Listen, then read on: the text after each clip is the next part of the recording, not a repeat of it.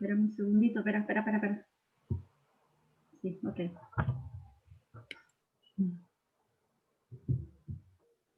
¿Está?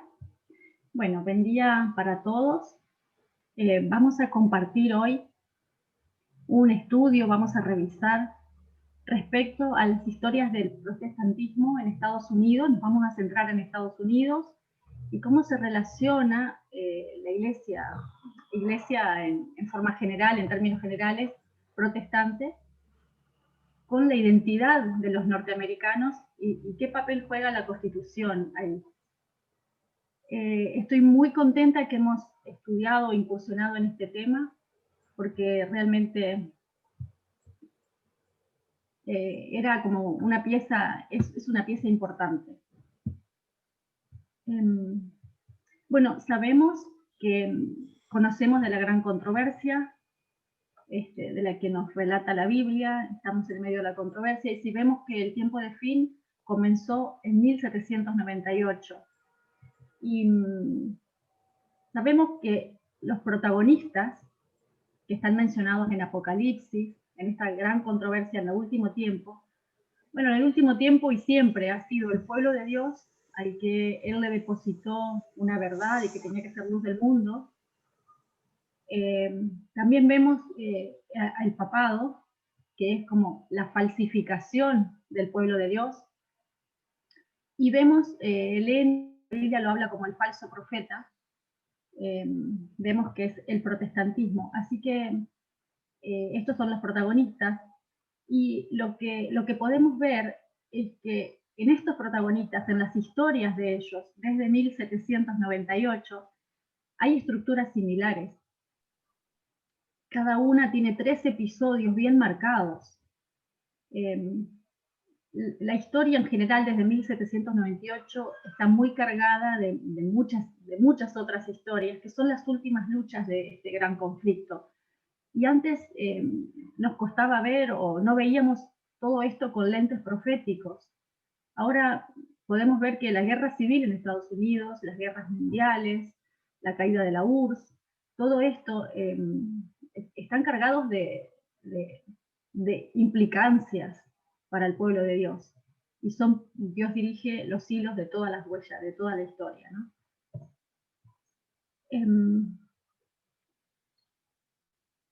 Vamos a centrarnos ahora entonces en el estudio del protestantismo en Estados Unidos. Que no siempre fue como nosotros creíamos, que era un pueblo unido, que vino de Europa con una verdad. Sabemos que a lo largo de la historia se dividieron, estaban los que se autodenominan más fundamentalistas y están los liberales.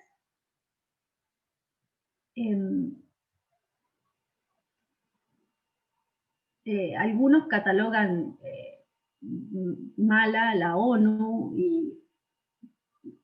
y otros están unidos al Concilio Global de Iglesias. Así que vemos ahí 2 grupos. Y necesitamos estudiar la historia del protestantismo. Así que vamos a avanzar un poquito en esto. Vamos a centrarnos en un artículo muy completo y muy lindo que refiere a estos temas y que se llama ¿Cómo la Constitución se volvió cristiana? Está escrita por un profesor, Jared Goldstein, de la Universidad Roger Williams de Estados Unidos, y es una fuente externa, sí, no es la Biblia, no es un profeta. Sin embargo, valida todo este mensaje. Este autor escribió este artículo en el 2017, bueno, y él tiene una larga trayectoria de haber defendido a las minorías y presos en la Corte Suprema. Este artículo muestra cómo los conflictos sobre la identidad nacional de los norteamericanos se transforma o se ve reflejado en conflictos sobre la Constitución.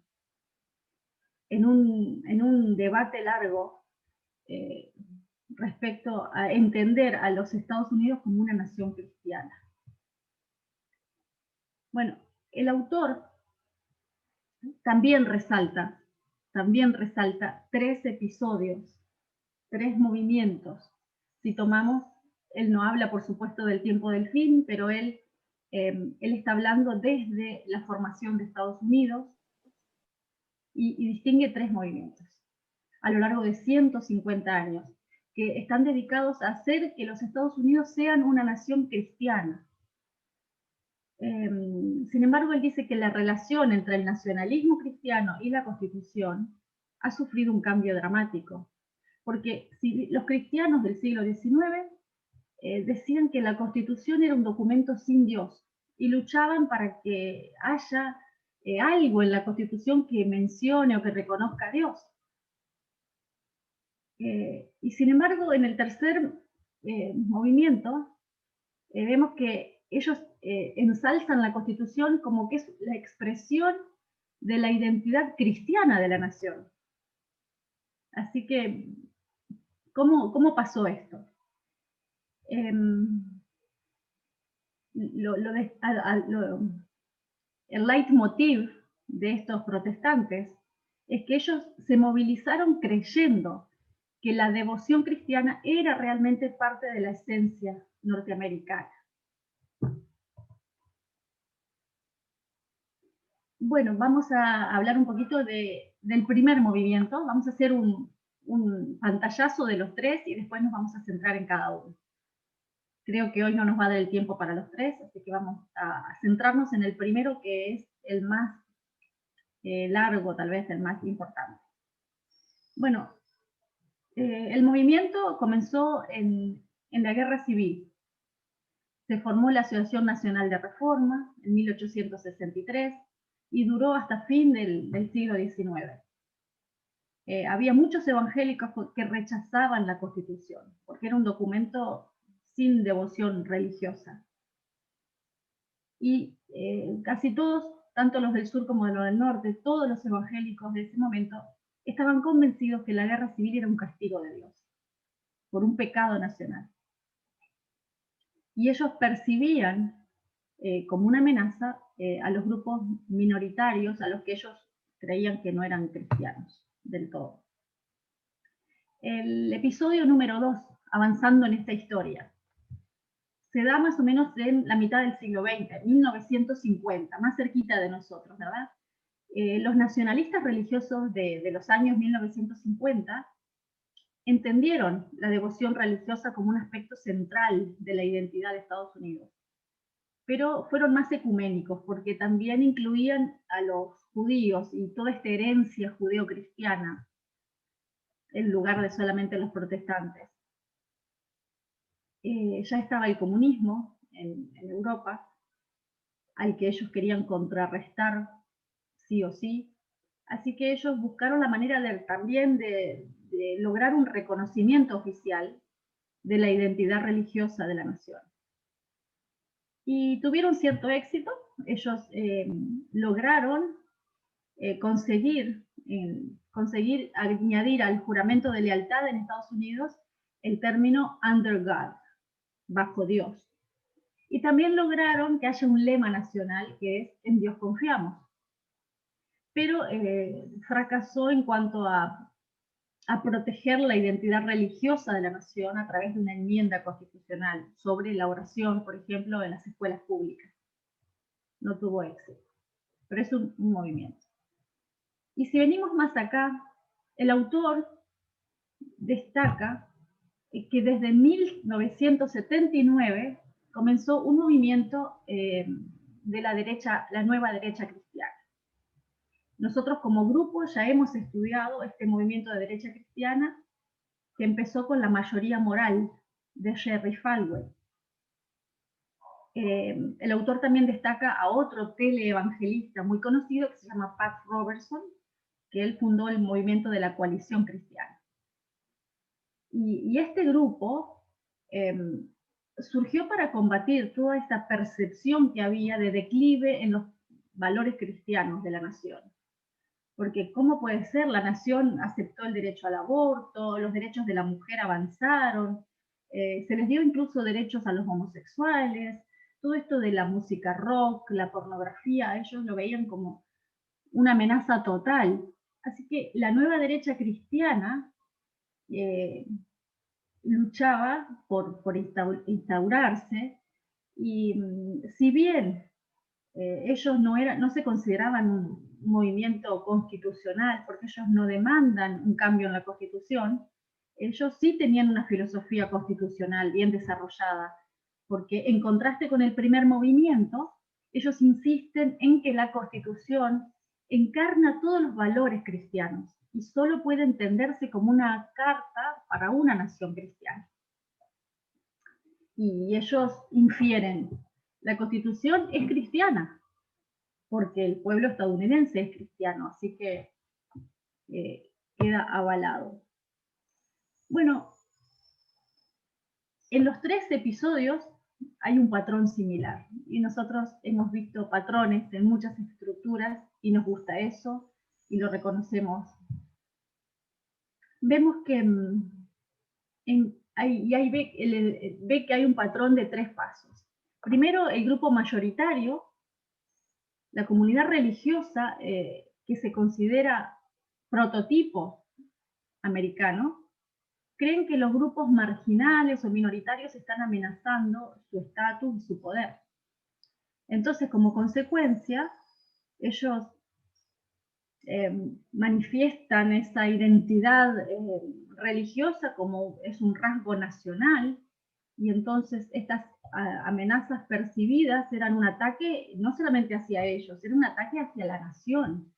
Entonces, en consecuencia, visto que la Constitución es la máxima personificación de la identidad nacional, se movilizaron haciendo demandas para enmendar o para interpretar, en el último movimiento, de modo de afianzar esa identidad.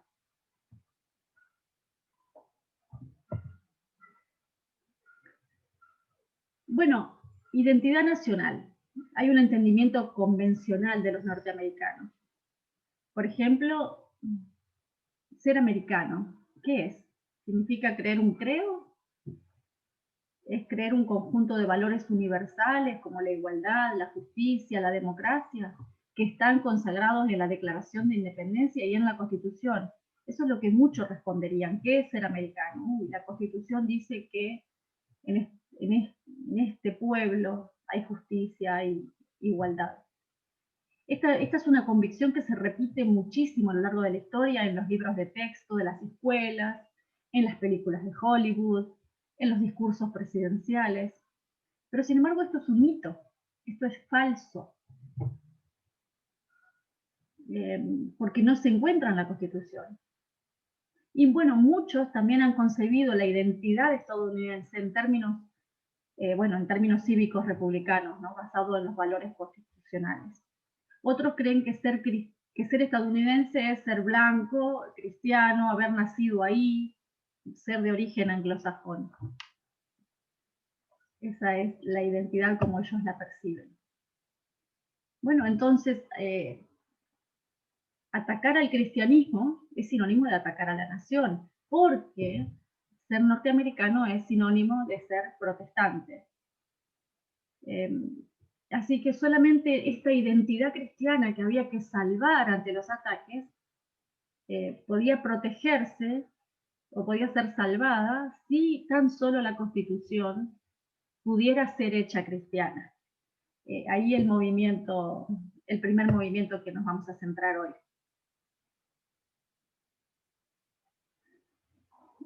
A mediados del siglo XIX, el cristianismo protestante estaba presente en la vida pública. Muchos miembros de otras religiones comenzaron a cuestionar la prevalencia de las prácticas protestantes, centrándose en la primera enmienda de la Constitución que rechaza cualquier religión en el gobierno o cualquier respaldo del gobierno hacia una religión. Así que esa creciente diversidad generó una variedad de desafíos para los predominantes, digamos, porque le empezaron a objetar las oraciones cristianas, la lectura o la enseñanza de la Biblia en las escuelas públicas.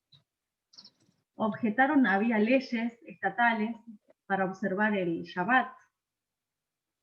Había, o sea, leyes dominicales y los juramentos religiosos para asumir cargos públicos. Empezaron a objetar, entonces consideraron, y los líderes del movimiento de la enmienda cristiana, consideraban que estos desafíos eran una guerra contra el cristianismo y un ataque a la nación.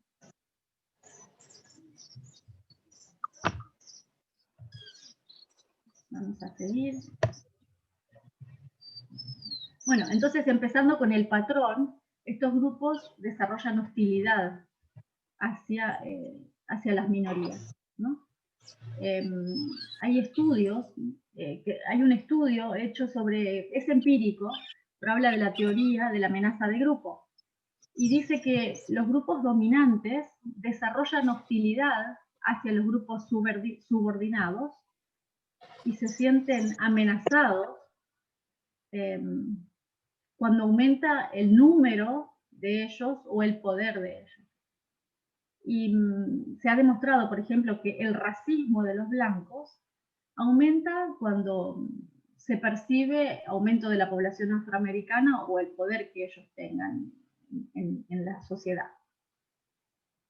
Y en esta época, en el siglo XIX, se percibió amenaza de los católicos, que eran cada vez más, que venían de Europa, los judíos y los libres pensadores, entre ellos la Iglesia Adventista del Séptimo Día. O sea que la Iglesia Adventista estaba del otro lado de los protestantes, eran del tipo libre pensador.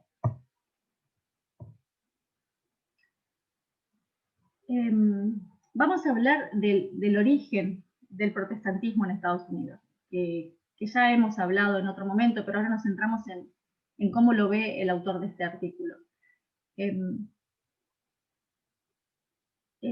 se refiere a los covenanters o guardadores del pacto, que son los originarios, nacieron en Escocia y en Irlanda, y son los originarios de la iglesia presbiteriana en Estados Unidos, que es la principal, o fue la principal. Este grupo de los pactantes o pactistas o guardadores del pacto comenzó en Escocia y en Irlanda en los 1600.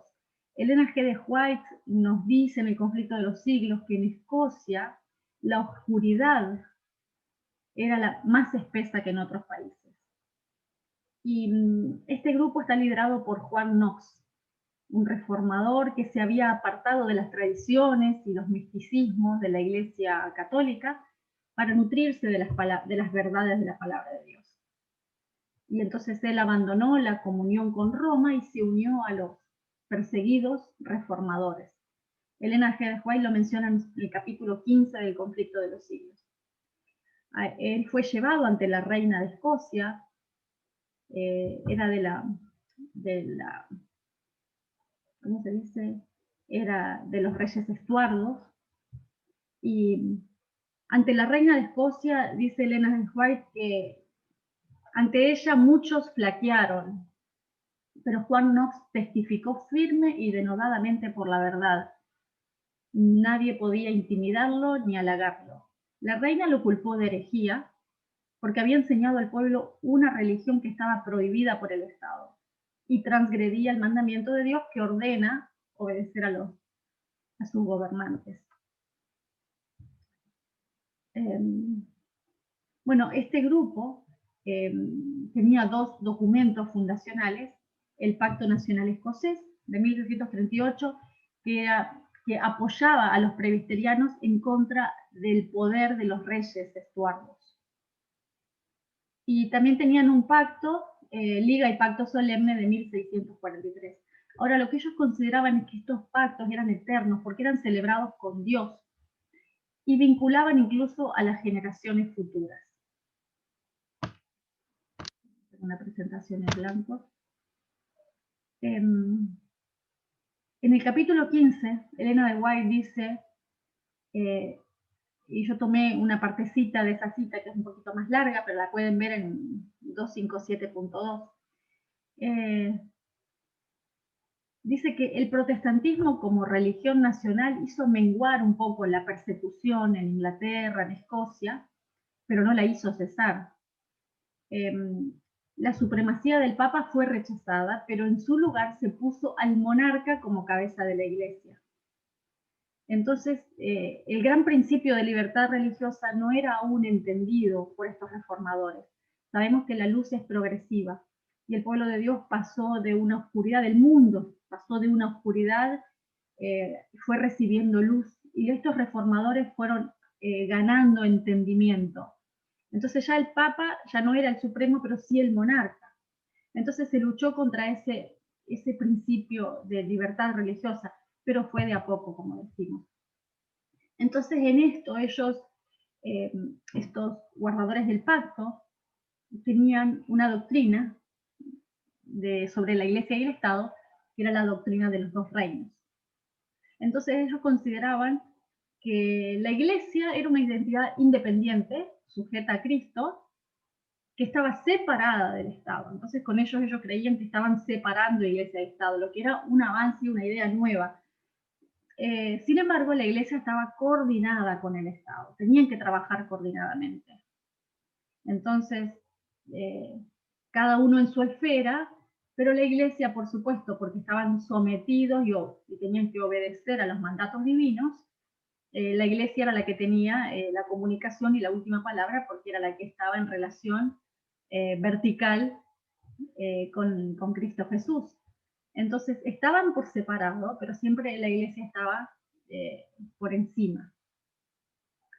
Bueno, bajo ese precepto la Iglesia podía imponer disciplina eclesiástica a los gobernantes, en calidad de miembros de Iglesia, no en calidad de ciudadanos.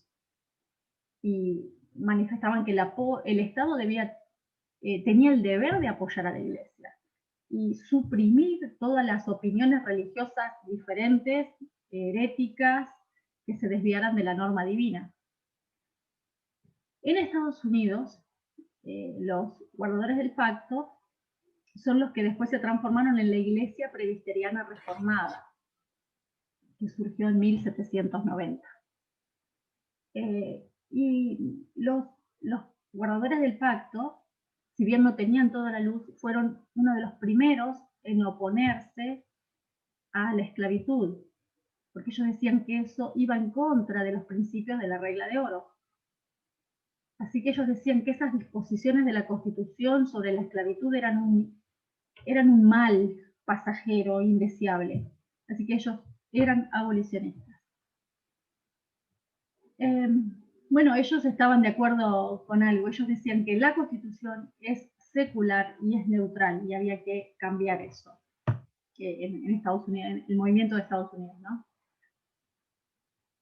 Bueno, ¿cómo entendieron los protestantes a la guerra civil? Lo hacían en términos religiosos. Tanto los del norte como del sur decían que era un castigo de Dios.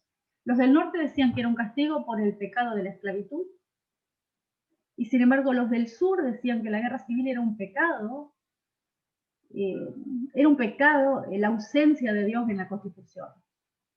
Y ellos sancionaron en 1861 su propia Constitución, que era la Constitución de los Estados Confederados, en el cual sí reconocían al Creador y al Juez Supremo. Por eso los del sur podían decir que Dios estaba de su lado, porque su Constitución lo reconocía. Y sabemos que ellos defendían la esclavitud con un escrito está, con la Biblia, con versículos. Bueno, hay varios documentos fundacionales de los Estados Unidos, por lo menos 4, porque hubo los artículos confederados eran el primer documento entre las 13 colonias, en 1776 también, pero después estuvo la Declaración de Independencia, lo que también se llama Carta de Derechos. Y la Declaración de Independencia establece que todos los hombres están dotados por su creador de ciertos derechos inalienables. También invoca las leyes de la naturaleza y al Dios de la naturaleza. apela al juez supremo del mundo para la rectitud de nuestras intenciones. Entonces, vemos que sí menciona y reconoce a Dios.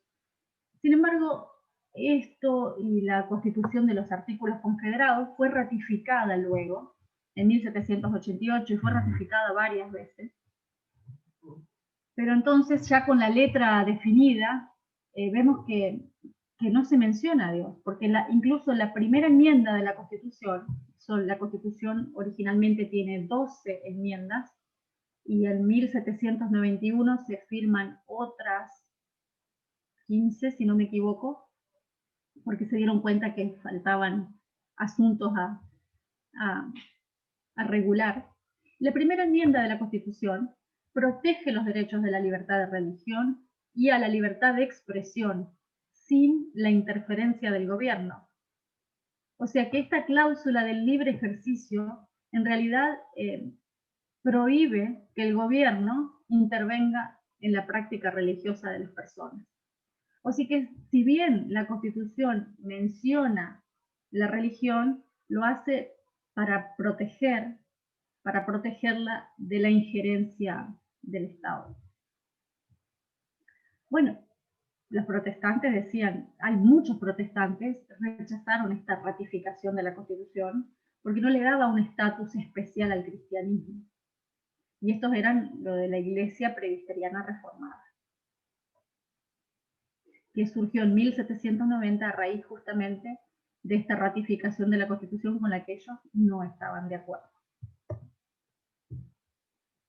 Bueno, en 1863, una coalición de líderes de las iglesias protestantes, eran 11 denominaciones, se reunieron en Estados Unidos, en el norte, para discutir respecto a la guerra. ¿Qué significado tenía la guerra, las implicaciones espirituales? Y de allí surgió la Asociación Nacional de Reforma, o la NRA en inglés. Ellos señalaban que Estados Unidos ya había sido identificada como una nación cristiana en decisiones de los tribunales estatales. Se refirieron al pacto original y a las cartas coloniales, al pacto del Mayflower, para mostrar que los primeros inmigrantes europeos en realidad vinieron aquí con una misión cristiana. Y se movilizaron para lograr que eso quede expresado en la Constitución. Solamente una frase haría explícito lo que ya la nación es. Así que ellos querían cambiar el preámbulo de la Constitución que reconociera a Dios como la fuente de todo poder, como el gobernante principal. Y también decían que una enmienda religiosa no infringe los derechos de conciencia de ningún individuo, porque ellos proponían que ninguna denominación en particular recibiría privilegios especiales. Y que ese cambio en realidad no violaría las libertades de los americanos, sino que las preservaría. Bueno, tenían el apoyo del principal seminario teológico del norte, que se llama Princeton. Finalmente, el Senado rechazó esta moción de este proyecto de enmienda en el año 1865. Fue rechazado. Pero la NRA recuperó su fuerza y siguió trabajando. Bueno, ¿cuál era el centro de este conflicto? Era la inmigración, como ya lo habíamos mencionado, que estaba cambiando toda la demografía religiosa. Había muchos inmigrantes, los católicos pasaron de una cifra ínfima a ser, a finales del siglo XIX, eran 12 millones de católicos. Y representaban la amenaza. Hay un estudio de una profesora, Eteis Morte, que dice que los americanos, ella hizo una investigación de campo, ella dice que el prototipo americano, muchos creen que el prototipo americano es blanco, es nativo y es cristiano, y creen que esos rasgos son rasgos nacionales, auténticamente americanos, y los valores de los americanos son la igualdad, la libertad, y que esos rasgos son valores nacionales. Ellos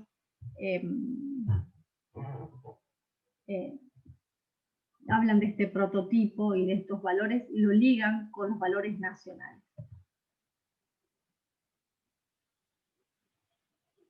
Bueno, la Constitución es la expresión de los valores y el carácter de la nación, así lo entendían ellos. La Constitución era la personificación de esta identidad, de estos rasgos.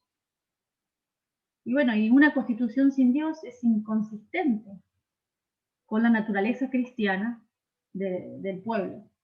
Así que ellos veían ahí una inconsistencia que había que solucionar, porque si el pueblo era cristiano, como la Constitución no lo era. Bueno, interesante la postura de nuestros pioneros, de la Iglesia Adventista, ya porque estamos hablando de 1863, y ya la Iglesia Adventista ya estaba organizada jurídicamente como una iglesia, como una denominación. Se la creía secta en ese momento. Pero, ¿cuál era la postura de la Iglesia? En un periódico que se llamaba The American Sentinel, ellos no apoyaban que la Iglesia, que la nación era cristiana. Y voy a citar entre comillas, ellos decían: no creemos que esta sea una nación cristiana y ninguna enmienda a nuestra Constitución Nacional la hará tal. Ellos decían que, por ejemplo, si hubiera una enmienda cristiana, el efecto sería, por ejemplo, decir que, y entre comillas, la porción judía e incrédula de nuestro pueblo no es, por derecho, parte del pueblo. El derecho tergiversaría esta igualdad de condiciones. Así que habría derechos no para todos, no habría derechos para los que no son cristianos, no habría derechos para los que no son hombres blancos. Esa era la postura de la Iglesia, totalmente separada de los protestantes. Así que en esta lucha, ambos sectores sí estaban de acuerdo en una cosa. Había una premisa central: la Constitución debe encarnar los verdaderos valores de la nación, sea la igualdad, sea la justicia, la igualdad de derechos para todos, o sea el cristianismo en la Constitución. Pero sí sabían que la Constitución tenía que encarnar las verdades. Bueno, ¿cómo terminó este primer movimiento? En 1892, en la Corte Suprema, un tal juez llamado David Brewer emitió su fallo en un caso que se llamaba el caso de la Iglesia de la Santísima Trinidad versus Estados Unidos, y él declaró ahí que Estados Unidos es una nación cristiana. Y agregó que no es necesario dar protecciones similares a los que no son cristianos. Así que este movimiento lo vio como un logro, como un éxito. Fue declarado judicialmente que sí, que era cristiana, pero sin embargo no lo lograron en la parte legislativa con una ley que enmiende la Constitución. Pero la Asociación Nacional de Reforma siguió presionando y siguió, aunque este movimiento quedó un poquito más relegado. Sin embargo, para más adelante, al principios del siglo XX, ya los grupos que se oponían a la enmienda y apoyaban el pluralismo ya eran la corriente principal y ya no era el grupo minoritario. Hasta aquí llegó el estudio del primer movimiento de estos movimientos protestantes en Estados Unidos desde el fin del tiempo. La verdad que es un tema muy revelador, y agradecemos a Dios que podemos estudiar estas cosas y ver cómo realmente el protestantismo se dividió y qué era lo que pensaban y qué es por lo que luchan incluso actualmente. Así que yo propongo estudiar los dos movimientos siguientes en una próxima reunión. Gracias y espero que Dios nos bendiga a todos.